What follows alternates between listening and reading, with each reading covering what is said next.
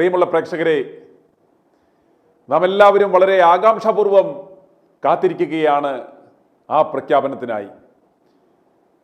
ഫലപ്രഖ്യാപനം കഴിഞ്ഞിട്ട് ഇന്ന് 9-ാം ദിനം ആയി. ഈ നിമിഷം വരെ മുഖ്യമന്ത്രി ആരാണ് എന്ന ആ പ്രഖ്യാപനം എത്തിയിട്ടില്ല. വോട്ട് ചെയ്ത് വിജയിപ്പിച്ച ജനങ്ങൾ മാത്രമല്ല, നേതാക്കന്മാരടക്കം ഡൽഹിയിൽ നിന്നും ഉള്ള ആ പ്രഖ്യാപനത്തിനായി കാതോർത്തിരിക്കുകയാണ്. നേതാക്കന്മാരുടെ ഫോണുകളിലേക്കെല്ലാം എന്തെങ്കിലും ആയോ, ഇപ്പോൾ വിവരം വരുമോ, ആരായിരിക്കും എന്നൊക്കെയുള്ള വിളികൾ ചറപറാപ്പൊക്കൊണ്ടിരിക്കുകയാണ്. സകലരും ആകാംക്ഷയിലാണ്. ഈ അവസാന നിമിഷവും ഏവരും ആകാംക്ഷാപൂർവം കാത്തിരിക്കുന്നത് രാഹുൽ ഗാന്ധി ഈ മാഫിയകളുടെ സമ്മർദ്ദത്തിന് വഴങ്ങുമോ എന്നാണ്.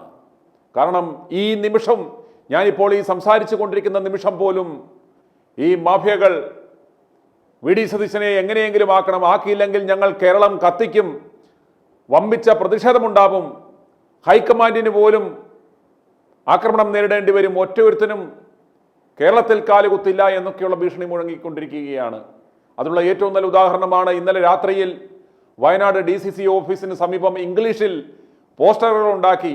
ആ പോസ്റ്റർ ആരും ശ്രദ്ധിച്ചില്ലെങ്കിലും അത് സൂം ചെയ്ത് അതിൻ്റെ വീഡിയോകൾ എടുത്ത് ഇവിടെയുള്ള സിൻഡിക്കേറ്റ് മാധ്യമങ്ങൾ തകർത്തുകൊണ്ടിരിക്കുകയാണ്. എന്താണ് അതിൽ പറഞ്ഞിരിക്കുന്നത്?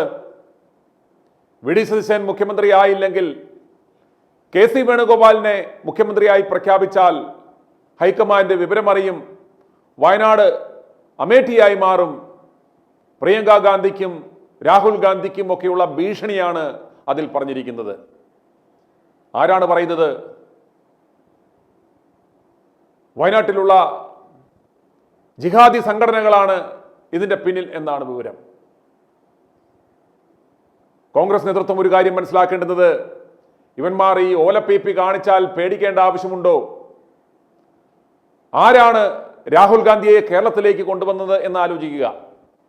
രാഹുൽ ഗാന്ധിക്ക് ഒരു പ്രതിസന്ധി ഉണ്ടായപ്പോൾ വയനാട് അദ്ദേഹത്തെ കൊണ്ടുവരികയും അവിടെയുള്ള ജനങ്ങളെ ഇൻട്രൊഡ്യൂസ് ചെയ്യുകയും നേതാക്കന്മാർക്ക് പരിചയപ്പെടുത്തുകയും അദ്ദേഹത്തെ അവിടെ മത്സരിപ്പിക്കാൻ നിർത്തുകയും അങ്ങനെ മത്സരിപ്പിച്ച് ചരിത്ര ഭൂരിപക്ഷത്തിൽ, രാഹുൽ ഗാന്ധിയുടെ ജീവിതത്തിൽ ഇന്നുവരെ ലഭിച്ചിട്ടില്ലാത്ത തരത്തിലുള്ള വമ്പിച്ച ഭൂരിപക്ഷത്തിൽ, അതായത് 3,64,422 വോട്ടുകൾക്കാണ് രാഹുൽ ഗാന്ധി അന്ന് വിജയിച്ചത്.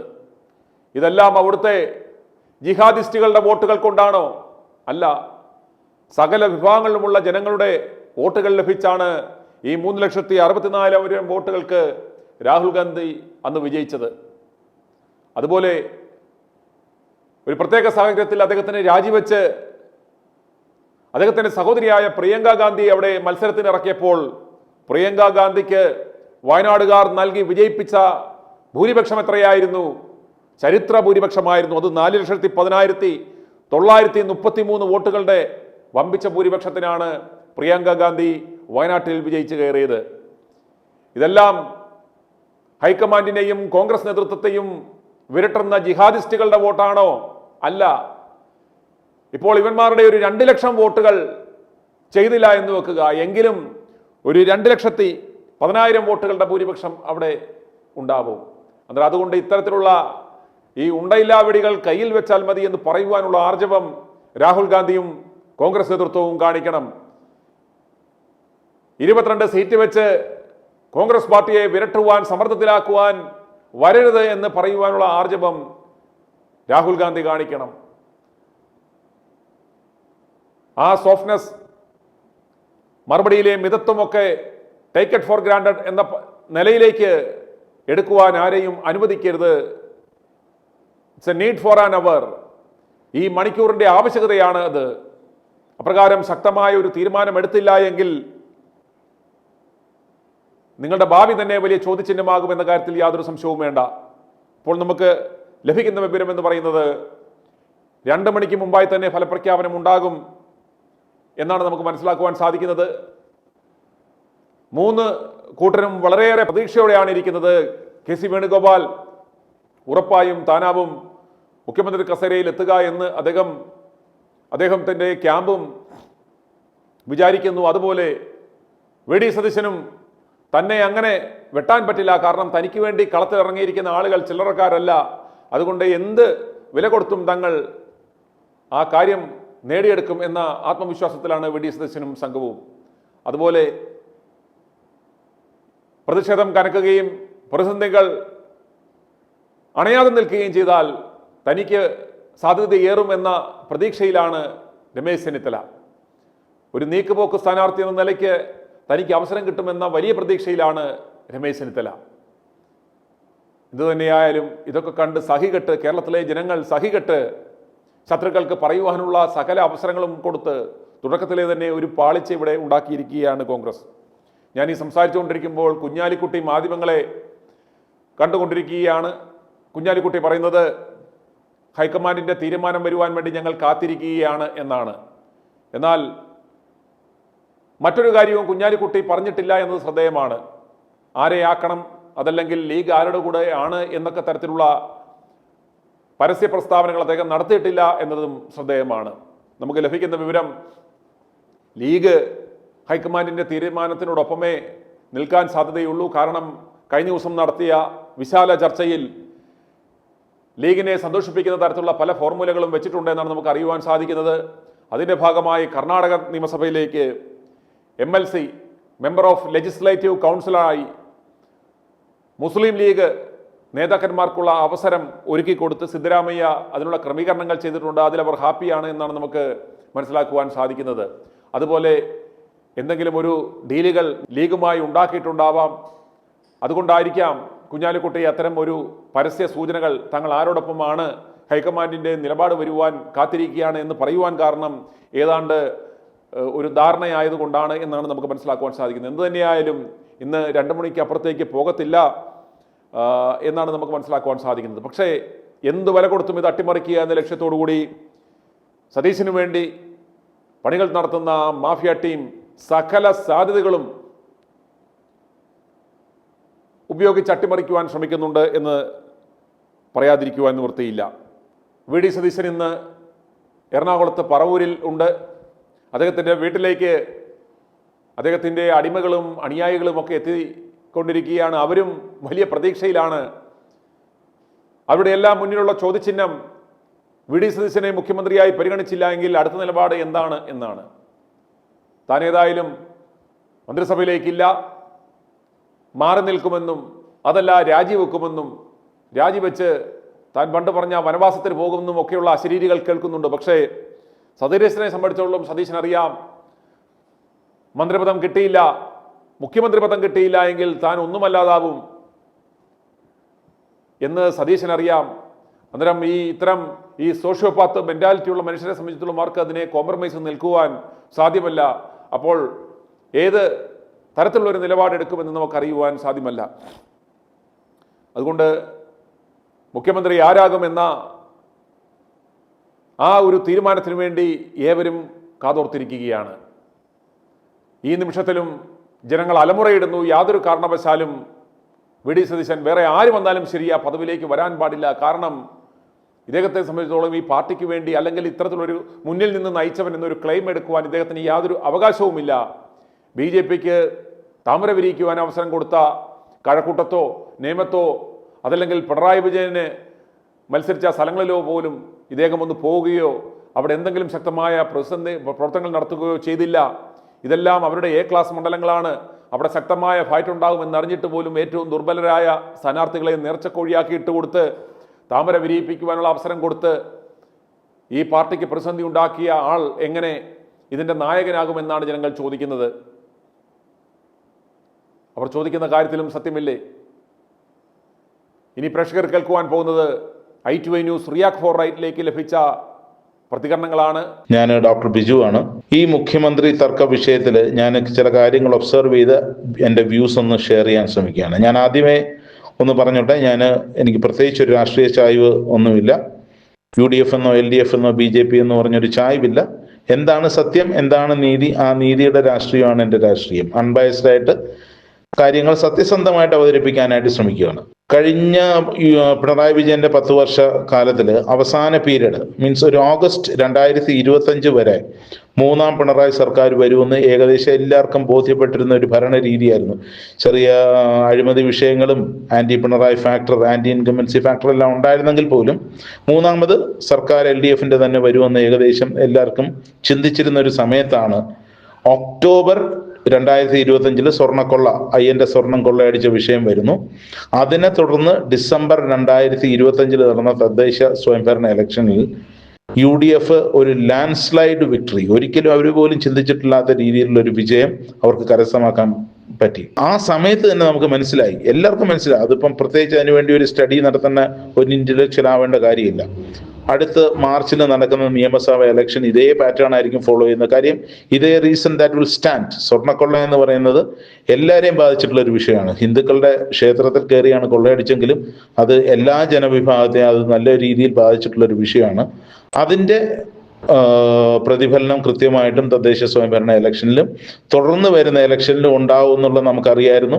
അതാണ് ഇവിടെ നമ്മൾ ഈ കാണുന്ന 100, 105, 110 സീറ്റ് വിക്ടറിയിലോട്ട് വന്നിരിക്കുന്നത്.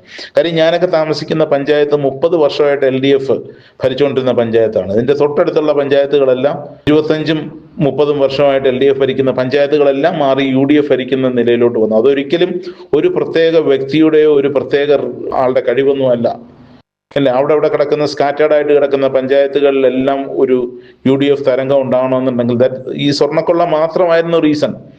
പൊളിറ്റിക്കൽ അനലിസ്റ്റ്, ബുദ്ധിജീവികളൊക്കെ പല രീതിയിലും അനലൈസ് ചെയ്ത് എങ്ങനെയൊക്കെ ഞങ്ങളെ ധരിപ്പിക്കാൻ ശ്രമിച്ചാലും ഫോർ എ കോമൺ മാൻ അത് മനസ്സിലാക്കാം. സ്വർണ്ണക്കൊള്ള നടത്തി, അമ്പലത്തിൽ കയറി കൊള്ള നടത്തി, അതുകൊണ്ട് ഇനി അവർക്ക് വോട്ടില്ല, അങ്ങനെ വന്നതാണ് ബൈ ഡീഫോൾട്ട്. ഒരിക്കലും BJP ഒരു ഇതല്ലാത്തത് കൊണ്ട്, ശക്തി അല്ലാത്തത് കൊണ്ട് only option is to vote for UDF. അങ്ങനെ UDFന് വോട്ട് ചെയ്ത് അതാണ് വന്നത്. അല്ലാതെ ഒരു പ്രത്യേക വ്യക്തി അവിടെ പ്രൊജക്റ്റഡ് ആവേണ്ട ഒരു കാര്യമില്ല. അതിനെ തുടർന്ന് നമുക്കറിയാം, ഡിസംബർ കഴിഞ്ഞതിന് ശേഷം VD സതീശൻ നടത്തിയ പൊതുയോഗ യാത്രയൊക്കെ അറിയാം. ആ യാത്ര ദ ടൈമിംഗ് വാസ് ഗുഡ്. യാത്ര നടത്തി, ജനങ്ങളെല്ലാം ഏകോപിപ്പിച്ചു, കോർഡിനേറ്റ് ചെയ്തു.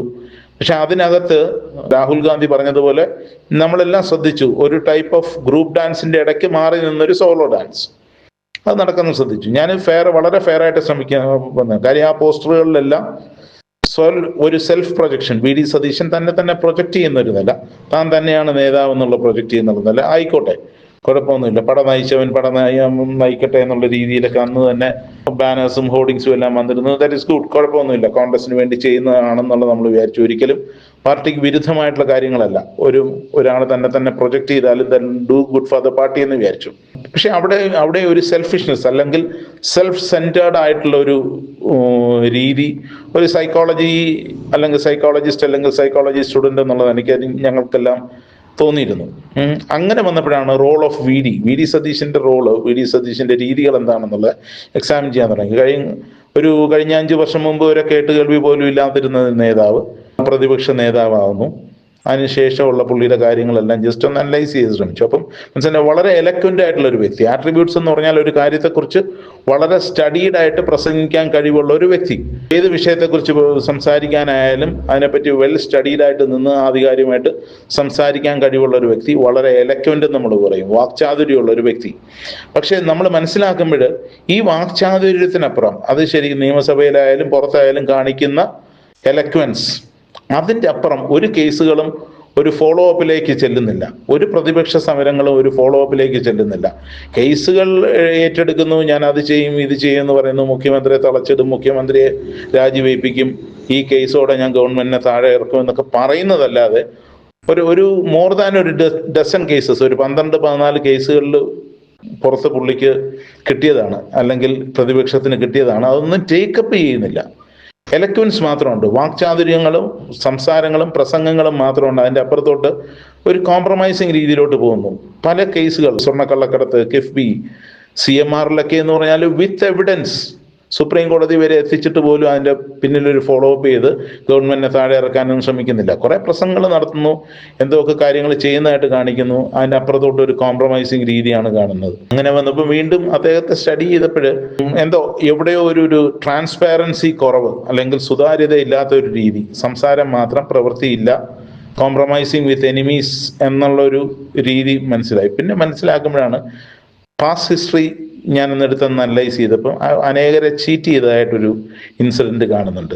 ഉമ്മൻചാണ്ടി സർക്കാരിൽ ഒരു പ്രതിപക്ഷ നേതാവിനെ പോലെ നിൽക്കുന്നു, രമേശ് ചെന്നിത്തലയെ ചവിട്ടി ഒതുക്കിയിട്ട് ഒരു പ്രതിപക്ഷ നേതാവായിട്ട് വരുന്നു. ഈവൻ ദോ രമേശ് ചെന്നിത്തലയ്ക്ക് മെജോറിറ്റി ഉണ്ടായിരുന്ന സമയത്ത്, അത് കഴിഞ്ഞിട്ട് ഏറ്റവും സീനിയർ മോസ്റ്റ് ലീഡർ ആയിരിക്കുന്ന കണ്ണൂരിലെ സിംഹം കെ സുധാകരനെ പബ്ലിക്കായിട്ട് ഇൻസൾട്ട് ചെയ്ത് പുറത്താക്കുന്നു.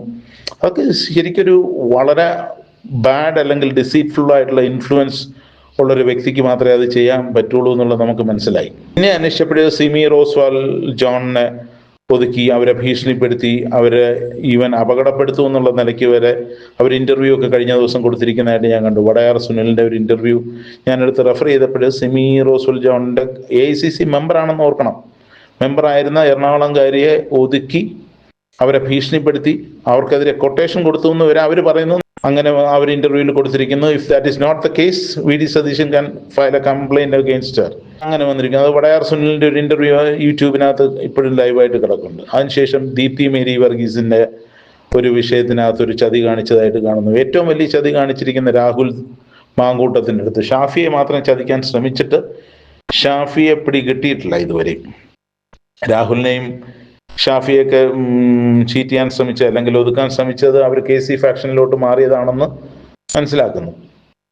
അപ്പൊ അങ്ങനെ ഒരു ഏകാധിപതിയായിട്ട് ആരെയും വളരാൻ അനുവദിക്കാതെ എല്ലാവരെയും ഒതുക്കുന്ന ഒരു ഡിക്റ്റേറ്ററായിട്ട് സകല അധികാരങ്ങളും തൻ്റെതാണെന്ന് ചിന്തിക്കുന്ന, ഇല്ലാത്ത അധികാരം പോലും തൻ്റെതാണെന്ന് ചിന്തിക്കുന്ന സുപ്പീരിയോറിറ്റി കോംപ്ലക്സ് ഉള്ള ഒരു വ്യക്തിയായിട്ട് പുള്ളി പതുക്കെ മാറുന്നു. പക്ഷേ ഈ സുപ്പീരിയോറിറ്റി കോംപ്ലക്സ് നമ്മുടെ സൈക്കോളജിക്കൽ അനാലിസിസ് നടത്തി കഴിഞ്ഞാൽ ദേ ആർ കവേർഡ്സ്, ഭീരുക്കളാണ്, ഇൻസൈഡ് ദേ ആർ കവേർഡ്സ്. ഞാനത് പ്രത്യേകിച്ച് പൊതുയോഗ യാത്രയിൽ ഷാഫി പറമ്പിൽ ഒരു യോഗത്തിൽ വെച്ച് ഇടയുന്ന സമയത്ത് ഞാനത് ശ്രദ്ധിച്ചു. ഒരു എസ്കേപ്പിസം, ഒരു കുനിഞ്ഞ സ്റ്റാൻസിൽ അവിടെ നിന്ന് പതുക്കെ ഒഴിഞ്ഞു പോകുന്നു.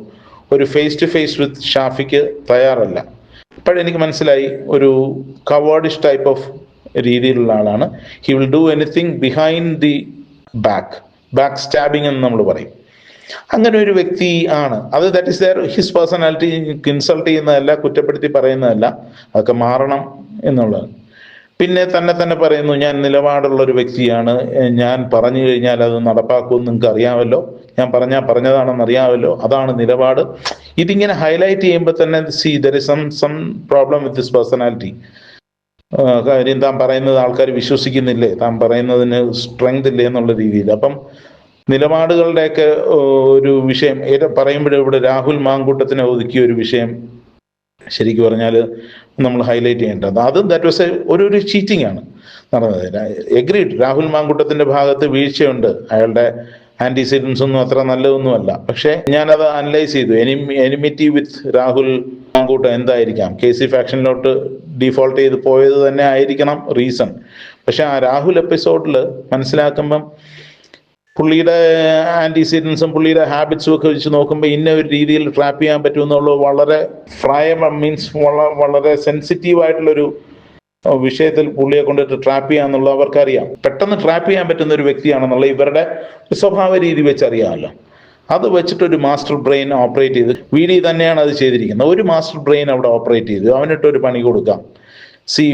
അങ്ങനെ പ്ലാൻ ചെയ്തു, കോർഡിനേറ്റ് ചെയ്തു. നമ്മൾ കാണുന്ന 3 സ്പൈസ്, 3 പേരെ സ്ത്രീകളെ തന്നെ ഓർഗനൈസ് ചെയ്തു. ഒരിക്കലും ഞാൻ ആ കംപ്ലൈന്റൻസിനെ കുറിച്ചല്ല പറയുന്നത്, പരാതിക്കാരെ കുറിച്ച് എനിക്കൊന്നും പറയാനില്ല. ഇതിന്റെ ഇടയ്ക്ക് നിന്ന് ഇടനിലക്കാരായ 3 പേരെ കൊണ്ട് ഇതെല്ലാം ഓപ്പറേറ്റ് ചെയ്തു. ഇൻഫർമേഷൻ മൊത്തം കളക്ട് ചെയ്തു, ട്രാപ്പ് ചെയ്തു, പിന്നെ കംപ്ലൈൻറ്റ്സ് ഡ്രാഫ്റ്റ് ചെയ്ത് കൊണ്ടുവന്ന് പിണറായി പോലീസിന്റെ കയ്യിൽ ഏൽപ്പിച്ച് അയാളെ പിടിപ്പിച്ചു. അതിൻ്റെ ഇടയ്ക്ക് നമുക്ക് മനസ്സിലാക്കാം, കാര്യം ഇത് ഓൾറെഡി പ്ലാൻഡ് ആണ്. ഒരിക്കലും ഇത് കോയിൻസിഡൻ്റലായിട്ട് സംഭവിച്ചതല്ല. പ്ലാൻ ചെയ്ത് ഇങ്ങനെ ഇയാളുടെ ഇന്ന രീതിയിലുള്ള കുറേ അഫയേഴ്സ് ഉണ്ട്, അതിനെ ആൾക്കാരെ വിട്ട് എല്ലാം റെഡിയാക്കിയതിന് ശേഷം കോൺസ്പിറസി നടത്തി കോർഡിനേറ്റ് ചെയ്തു. കംപ്ലൈൻസ് എല്ലാം ഒരേപോലെ ഡ്രാഫ്റ്റ് ചെയ്തിരിക്കുന്ന ഒരു വെൽ ഡ്രാഫ്റ്റഡ് എന്നുള്ള സർട്ടിഫിക്കറ്റ് വരെ കിട്ടിയ രീതിയിൽ ഒരേ ആള് തന്നെ ഒരേ രീതിയിൽ ഡ്രാഫ്റ്റ് ചെയ്ത ഒരു വക്കീൽ ബുദ്ധിയാണത്. ഞാനിത് പറയുമ്പോൾ തന്നെ ഏകദേശം എല്ലാവർക്കും അത് മനസ്സിലാവും. വക്കീൽ എന്ന് പറഞ്ഞാൽ മണ്ടനായ ഒരു വക്കീലിന്റെ ബുദ്ധി പോലെ ഡ്രാഫ്റ്റ് ചെയ്ത് കൊണ്ടുവന്ന് പിണറായി കൊടുത്ത് അതിൽ നിന്നൊക്കെ പുള്ളി ഊരിപ്പോകുന്നു. കാര്യം നല്ല വെൽ ഡ്രാഫ്റ്റഡ് അല്ലായിരുന്നു. എന്നിട്ട് ഇല്ലാത്ത ഒരു അധികാരം ഉപയോഗിച്ച് പുള്ളിയെ അങ്ങ് എക്സ്പെല് ചെയ്യുന്നതായിട്ടൊരു നിലപാടെടുക്കുന്നു.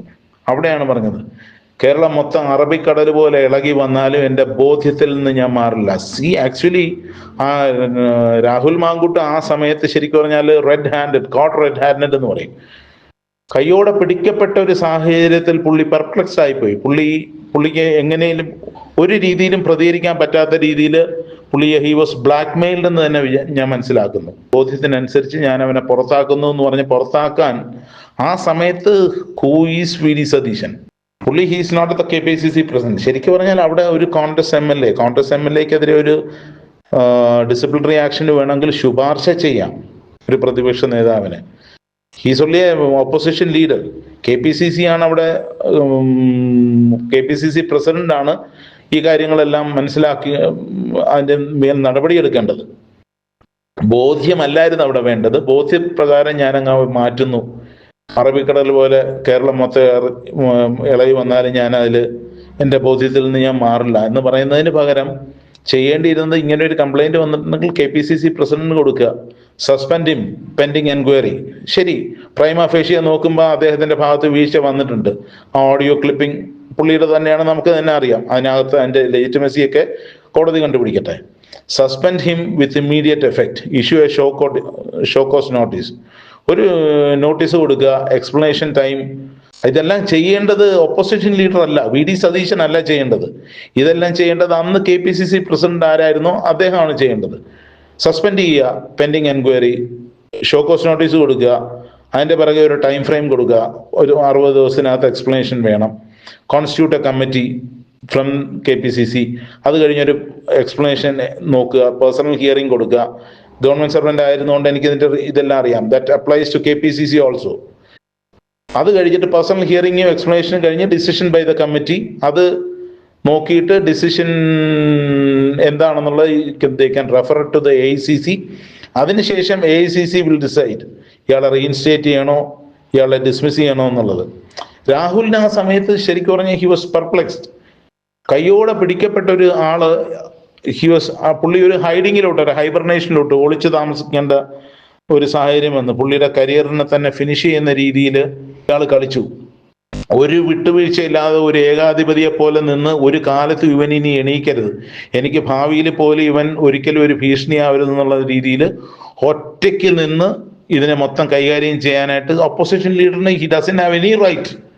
പ്രൊട്ടക്ട് ചെയ്തില്ലെങ്കിൽ ഒരു പ്രശ്നമില്ല. പക്ഷെ ഇങ്ങനൊരു കേസ് വന്നു, refer to the KPCC, refer to the police, കുഴപ്പമില്ല. ഇത് ചെയ്തതെന്താണ്? ചതിവിലൂടെ ഇത് ഇൻഫർമേഷൻ എല്ലാം കളക്ട് ചെയ്ത് മൂന്ന് പേര് ഇടയ്ക്ക് നിന്ന് ആരൊക്കെയാണെന്ന് അറിയാം. മാധ്യമപ്രവർത്തക, പേസ്ട്രി ആൻഡ് IAS, കൂടുതലൊന്നും പറയുന്നില്ല ഞാൻ. ഇവരാണ് ഇൻഫർമേഷൻ മൊത്തം കളക്ട് ചെയ്ത് കംപ്ലൈൻസ് ഡ്രാഫ്റ്റ് ചെയ്യിപ്പിച്ചു, എല്ലാം റെഡിയാക്കിയതെല്ലാം ഈ ഒരൊറ്റ വ്യക്തിയാണ്. ഒരേ രീതിയിലുള്ളത് ഇത് ഇനി ഇവനെ എന്നേക്കുമായിട്ട് ഇവിടുന്ന് പുറത്താക്കണം, ജയിലിലാക്കണം. പക്ഷെ എന്തോ ഒരു ദൈവത്തിന്റെ ഭാഗ്യം ഉണ്ടായിരുന്നത് കൊണ്ട് അവന് അനുകൂലമായ കോടതി വിധികൾ വരാനുള്ള സാധ്യതയുണ്ട്.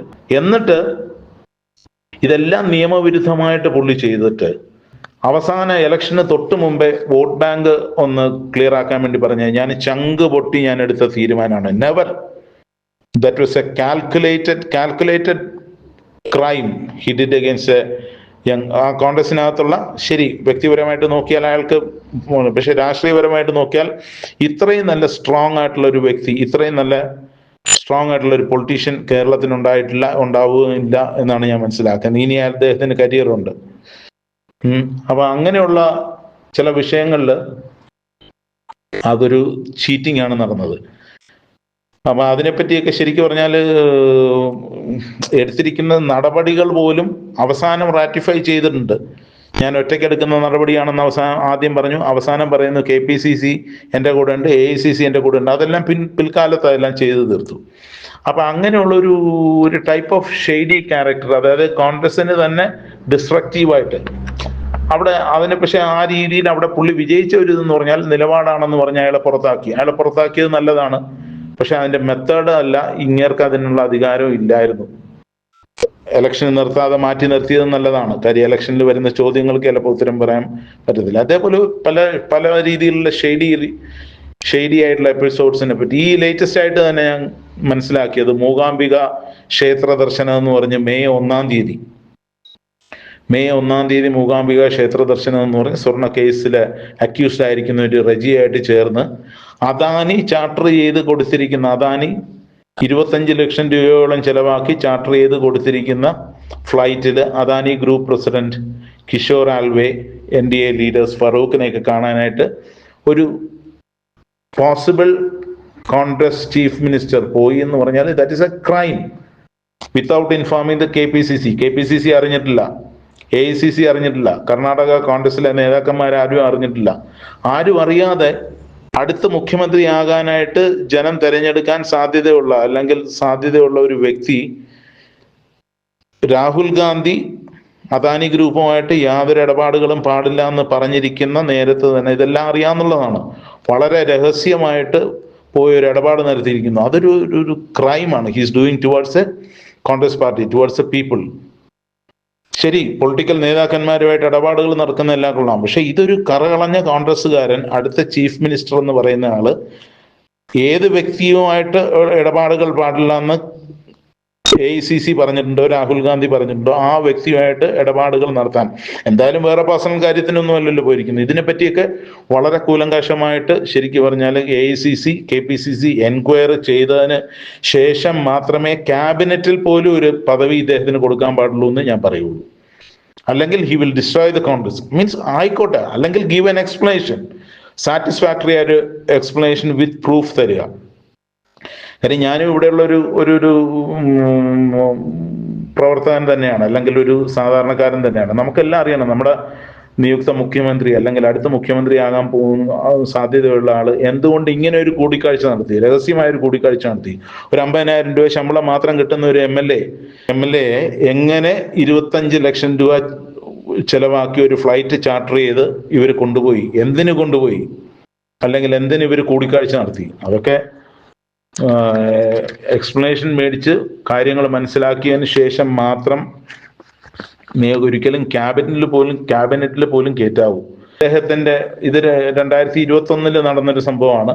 ഇദ്ദേഹത്തിന്റെ പ്രൈവറ്റ് സെക്രട്ടറി ആയിരുന്ന ഒരു MS താരകേശൻ, പുള്ളിയുടെ ഭാര്യ യൂട്യൂബിൽ ഒരു വീഡിയോ ഇട്ടിട്ടുണ്ട്. പുള്ളി ഒരു രവീന്ദ്രക്കുറുപ്പ് അല്ലെങ്കിൽ അഴിമതിക്കുറുപ്പ് എന്ന് പറഞ്ഞൊരു വ്യക്തിയും ചേർന്ന് അവരെ സെക്ഷുവലി എക്സ്പ്ലോയിറ്റ് ചെയ്തു. വളരെ മോശമായിട്ട് അവരുടെ അടുത്ത് സെക്ഷുവലി അവരെ എക്സ്പ്ലോയിറ്റ് ചെയ്തു. വളരെ മോശമായിട്ടാണ് പറഞ്ഞിരിക്കുന്നത്. അവരെ സെക്ഷുവലി അവരെ ഹരാസ് ചെയ്തു എന്നുള്ള രീതിയിൽ ഒരു ഓപ്പൺ വീഡിയോ ഇട്ടിട്ടുണ്ട്. ഇത് നവംബർ 2021 ഇട്ട വീഡിയോ ആണ്. അത് പുറത്തു കൊണ്ടുവന്ന രാജേന്ദ്ര പ്രസാദ് എന്ന് പറഞ്ഞ പുള്ളിയെ ഈ VD സതീശന്റെ ഗാങ് എന്ന് അവകാശപ്പെടുന്ന എന്ന് ആരോപിക്കപ്പെടുന്ന ഒരു ഗ്രൂപ്പ് ചുറ്റിക കൊണ്ടടിച്ച് അയാൾ കുറച്ചു നാൾ ആശുപത്രിയിലൊക്കെ ആയിരുന്നു. അതിന്റെ പേരിൽ ക്രൈമും FIR ഒക്കെ രജിസ്റ്റർ ചെയ്ത് കേസ് നടക്കുന്നു. അതിനകത്ത് ഇദ്ദേഹത്തിന് പങ്കുണ്ടെന്നാണ് രാജേന്ദ്ര പ്രസാദ് ആരോപിക്കുന്നത്. അപ്പൊ ഈ കേസ്, ഈ താരകേശൻ എന്ന് പറയുന്ന പുള്ളിക്കാരന്റെ വൈഫിനെ സെക്ഷുവലി എക്സ്പ്ലോയിറ്റ് ചെയ്തെന്ന് പറഞ്ഞ് അവര് വീഡിയോ ഇറക്കിയിട്ടുണ്ട്. വീഡിയോ യൂട്യൂബിലുണ്ട്. അങ്ങനെ ഉള്ളൊരു കേസ് നിലനിൽക്കുന്ന ഒരാൾ എങ്ങനെ മുഖ്യമന്ത്രിയാകും എന്നുള്ളത് എനിക്ക് അത്ഭുതമാണ്. കാര്യം ഇത് ഏത് നിമിഷവും ഇദ്ദേഹത്തിന്റെ തലയിൽ വീഴുന്ന ഒരു ഡെമോക്രസ് വാളായിട്ട് മേളിൽ നിപ്പുണ്ട്. ഈവൻ ഇന്ന് വേണമെങ്കിലും ഈ വീഡിയോ എടുത്തിട്ട് നമുക്കറിയാമല്ലോ സ്ത്രീകളുടെ വിഷയങ്ങൾ എത്രമാത്രം സീരിയസ് ആയിട്ട് പോലീസും ഗവൺമെന്റും ടേക്കപ്പ് ചെയ്യുന്ന വിഷയങ്ങളാണ്. ഈ സ്ത്രീയുടെ ഈ ഒരൊറ്റ വീഡിയോ മാത്രം ഉണ്ടെന്നുണ്ടെങ്കിൽ he can be arrested as Rahul Mankoottam was arrested at Palakkad during that midnight. അന്ന് രാഹുൽ മാങ്കുട്ടത്തിനെ അറസ്റ്റ് ചെയ്ത് വെറും ഒരു ഇമെയിലിന്റെ അടിസ്ഥാനത്തിൽ മാത്രമാണ്, ഒരു തെളിവോ ഒരു എൻക്വയറിയോ ഒന്നും നടത്താതെ. ഇതൊരു ഓപ്പൺ വീഡിയോ. അവർ പറയുന്ന യൂസ് ചെയ്തിരിക്കുന്ന ലാംഗ്വേജ് ഒന്നും അത്ര നല്ല ലാംഗ്വേജ് അല്ല. അത് ആർക്ക് വേണമെങ്കിലും കാണാം, യൂട്യൂബിനകത്ത് കിടപ്പുണ്ട്. അപ്പൊ അവരെ സെക്ഷുവലി എക്സ്പ്ലോയിറ്റ് ചെയ്തു. ഇദ്ദേഹവും അഴിമതിക്കുറിപ്പ് എന്ന് പറയുന്ന രവീന്ദ്രക്കുറുപ്പും ആഫ്റ്റർ ഡ്രൗസിങ് ഹർ ഹസ്ബൻഡ് താരകേശൻ എന്ന് പറഞ്ഞാല് വെള്ളം അടുപ്പിച്ച് ശേഷം അയാളെ ഇതാക്കിയതിന് ശേഷമാണ് ഇവര് സെക്ഷുവലി എക്സ്പ്ലോയിറ്റ് ചെയ്തുകൊണ്ടിരുന്നതെന്ന് പറഞ്ഞൊരു വീഡിയോ കിടക്കുന്നു. ആ വീഡിയോയിൽ എന്തെങ്കിലും അസത്യമുണ്ടെന്നുണ്ടെങ്കിൽ V D. Satheesan can very well file a case against her. ആ വീഡിയോ ഒന്നുകിൽ അതിനകത്തുനിന്ന് നീക്കുക ആഫ്റ്റർ ഫയലിംഗ് എ കേസ്, അല്ലെങ്കിൽ നാളത്തെ മുഖ്യമന്ത്രി കസേരയിൽ ഇരിക്കുന്ന സമയത്ത്, അല്ലെങ്കിൽ ധനകാര്യമന്ത്രിയായിട്ട് ഇരിക്കുന്ന സമയത്ത്, അല്ലെങ്കിൽ ആഭ്യന്തരമന്ത്രിയായിട്ട് ഇരിക്കുന്ന സമയത്ത് ഈ കേസ് ഒരു CPM കാരനോ കോൺഗ്രസ്സുകാരനോ പൊതുജനത്തിൽപ്പെട്ട ആരെങ്കിലും ഒരാൾ പൊക്കിക്കൊണ്ടുവന്നാൽ he will be immediately arrested. ആ ഒരു പോർട്ട്ഫോളിയോയിൽ നിന്ന് അപ്പം തന്നെ ഇറങ്ങേണ്ടി വരും.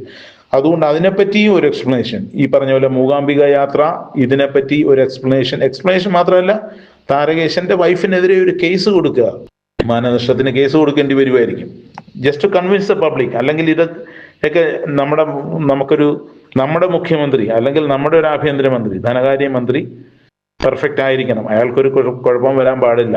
Everything should be clear. ഇപ്പൊ രാഹുൽ മാങ്കൂട്ടം അഗ്നിശുദ്ധി വരുത്തി വന്നു കഴിഞ്ഞാൽ അടുത്ത് അയാൾക്കൊരു MLA ആകാം എന്ന് പറഞ്ഞതുപോലെ ഈ കേസുകൾ, ഈ കർണാടക കേസ് അല്ലെങ്കിൽ മൂകാംബിക കേസ്, താരകേശന്റെ കേസൊക്കെ ക്ലിയർ ആക്കി എടുക്കേണ്ടതാണ്. പിന്നെ ഇപ്പോഴത്തെ പബ്ലിക്കിന്റെ ഒരു ഔട്ട് ക്രൈ ഞാൻ ശ്രദ്ധിച്ചു. പബ്ലിക്കിൻ്റെ അടുത്ത് പറയാനുള്ള ഒറ്റ കാര്യമുള്ളൂ, പ്ലീസ് വെയിറ്റ്. AICC ഒരു നല്ലൊരു ചീഫ് മിനിസ്റ്ററെ കണ്ടുപിടിക്കുന്നവരെ പ്ലീസ് വെയിറ്റ്. നിങ്ങൾ തെരുവിൽ കിടന്ന യുദ്ധം, സ്പോൺസേർഡ് യുദ്ധങ്ങൾ, പോസ്റ്റർ യുദ്ധങ്ങൾ, ഇതെല്ലാവർക്കും മനസ്സിലാവും, ഇതെല്ലാം സ്പോൺസേർഡ് ആണ്. നിരോധിത ഓർഗനൈസേഷൻസ് നടത്തുന്ന സ്പോൺസേർഡ് യുദ്ധങ്ങളാണ്. പോസ്റ്ററുകൾ, പ്ലക്കാർഡുകളെല്ലാം ഒരേ രീതിയിൽ വരുന്നു എന്നുണ്ടെങ്കിൽ അതിന്റെ അർത്ഥം അറിയാമല്ലോ, ഇത് ഒരു സെൻട്രൽ ഒരു വ്യക്തി നിന്ന് ഇതെല്ലാം സ്പോൺസർ ചെയ്തിരിക്കുന്നതാണ്. പിന്നെ മുസ്ലിം ലീഗിനെ പോലുള്ള പാർട്ടികളോട് പറയുന്നതെന്നും അതിൽ അവർ പറഞ്ഞിരിക്കുന്ന അഭിപ്രായങ്ങളെ കുറിച്ചൊക്കെ you take your own time. ഒരു ദിവസം 2 ദിവസം വെയിറ്റ് ചെയ്യുക, everything will turn out fine എന്ന് വേണമെങ്കിൽ. ആര് മുഖ്യമന്ത്രി ആയാലും നമുക്ക് പ്രശ്നമില്ല. ഇപ്പം എന്നെ പോലുള്ള ഒരു വ്യക്തിക്ക്, റിട്ടയർ ചെയ്ത് സീനിയർ സിറ്റിസൺ ആയിരിക്കുന്ന ഒരു വ്യക്തിക്ക് ഇത്രയും നാൾ ഒരു രാഷ്ട്രീയക്കാരനും അല്ല കൊണ്ടുവന്നത്, നമ്മൾ അധ്വാനിച്ച് നമ്മൾ ജീവിക്കുന്നു എന്ന് പറഞ്ഞതുപോലെ ആയിരിക്കും കേരളത്തിലെ 4 കോടി ജനങ്ങളിൽ ഏകദേശം സിംഹഭാഗം. ആര് മുഖ്യമന്ത്രിയായിട്ട് വന്നാലും, അത് KC ആയാലും ശരി, VD ആയാലും ശരി, RC ആയാലും ശരി, നാളെ തിരുവഞ്ചൂർ രാധാകൃഷ്ണൻ ആയാലോ മാത്യു കുഴൽനാടായാലും നമുക്ക് പ്രശ്നമില്ല. MLA മാരുടെ മെജോറിറ്റി വെച്ച് നോക്കുമ്പം ശരി, വേണുഗോപാലനാണ് മെജോറിറ്റി, അത് AICC ഡിസൈഡ്, നമ്മുടെ ഒന്നും ഇതിൽ പരിധിയിലുള്ളൊരു കാര്യമല്ല. പക്ഷേ ഇതെല്ലാം വരുന്ന സമയത്ത് ഇവർക്ക് അതിനകത്ത് വേറൊരു ഇതും കൂടെ ഞാൻ ശ്രദ്ധിച്ചത്, ഞാൻ ഫിനിഷ് ചെയ്യുകയാണ്. വരുന്ന കാര്യം എന്ന് പറഞ്ഞാൽ, തനിക്ക് മുഖ്യമന്ത്രി സ്ഥാനം കിട്ടുന്നില്ലെങ്കിൽ എനിക്ക് മന്ത്രിസ്ഥാനം വേണ്ട, മന്ത്രിസഭയിലേക്ക് ഞാനില്ല, അല്ലെങ്കിൽ മൊത്തം കേരളം കത്തിക്കും എന്നുള്ള ഒരു ഡിസ്ട്രക്റ്റീവ് ആറ്റിറ്റ്യൂഡ്, അതൊരിക്കലും ഒരു കോൺഗ്രസ്സുകാരന് നല്ലതല്ല. ആ ഒരു ആറ്റിറ്റ്യൂഡ് വേണ്ട.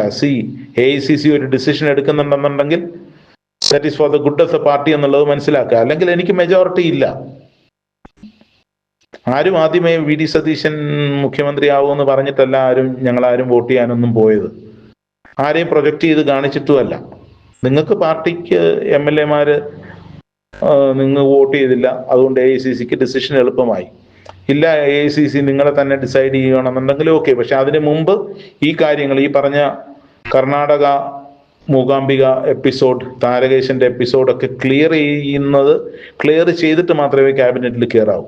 ക്ലിയർ ചെയ്ത് കഴിഞ്ഞാൽ നമുക്കും എല്ലാവർക്കും ഒരു സമാധാനമുണ്ട്, ശരി നമ്മുടെ മുഖ്യമന്ത്രി അല്ലെ നമ്മുടെ ആഭ്യന്തരമന്ത്രി ഇതാണെന്നുള്ളത്.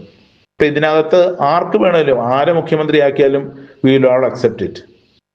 VD ആയാലും RC ആയാലും KC ആയാലും തിരുവഞ്ചൂരായാലും. തിരുവഞ്ചൂരിന് എന്താ ക്ലെയിം ഇല്ലേ? 8 തവണ MLA ആയിരുന്ന വ്യക്തിയാണ് തിരുവഞ്ചൂര്. അല്ലെങ്കിൽ മാറിക്കൊടുക്കുക, യൂത്ത് ബ്രിഗേഡിന് മാറിക്കൊടുക്കുക. മാത്യു കുഴൽനാടനുണ്ട്, ഉമ്മൻചാണ്ടിയുടെ മകനുണ്ട്, ഷാഫി പറമ്പിലുണ്ട്. അതുകൊണ്ട് ഏറ്റവും നല്ലൊരു ഡിസിഷൻ തന്നെ AICC എടുക്കട്ടെ. AICCയെ ഇതിനകത്ത് സമ്മതിച്ചു കൊടുത്തേ പറ്റൂ. കാര്യം ഇത്രയും വലിയ വോളറ്റൈൽ ആയിട്ടുള്ള ഒരു സിറ്റുവേഷൻ, ഈ റോഡ് നീളെ പ്രകടനങ്ങളും ബാനറുകളും പോസ്റ്ററുകളും വച്ചിരുന്ന സിറ്റുവേഷൻ ഒറ്റ ദിവസം കൊണ്ട്, ഒറ്റ രാത്രി കൊണ്ട് അതെല്ലാം മാറ്റാനായിട്ട് AICCക്ക് പറ്റി. Anyway hats off to them. അതൊരു വല്ലാത്ത ഒരു സ്ട്രോങ് ഇതാണ്. അവര് ഒരിക്കലും സച്ചിൻ പൈലറ്റ് രാജസ്ഥാനിൽ ഇതേപോലെ 7 ദിവസം ഉപരോധം നടത്തിയിട്ട് പോലും തിരിഞ്ഞു നോക്കാത്ത AICCക്ക് ഇതൊന്നും വലിയ വിഷയങ്ങളല്ല. എന്നിട്ട് they are bidding there time. എല്ലാം സൈലന്റ് ആക്കിയിട്ട് അവരും ഉണ്ടായിരിക്കുന്നു. എനിക്ക് തോന്നുന്നു ഇനിയിപ്പം ഒരു 1-2 ദിവസത്തിനകത്ത് എല്ലാം സൈലന്റ് ആയതിനു ശേഷം KPCC പറയുന്ന വ്യക്തി ചീഫ് മിനിസ്റ്റർ ആയിക്കോട്ടെ, let be anyone, VD സതീശനായാലും RC ആയാലും ആരായാലും നമുക്കതൊന്നും വിഷയമല്ല.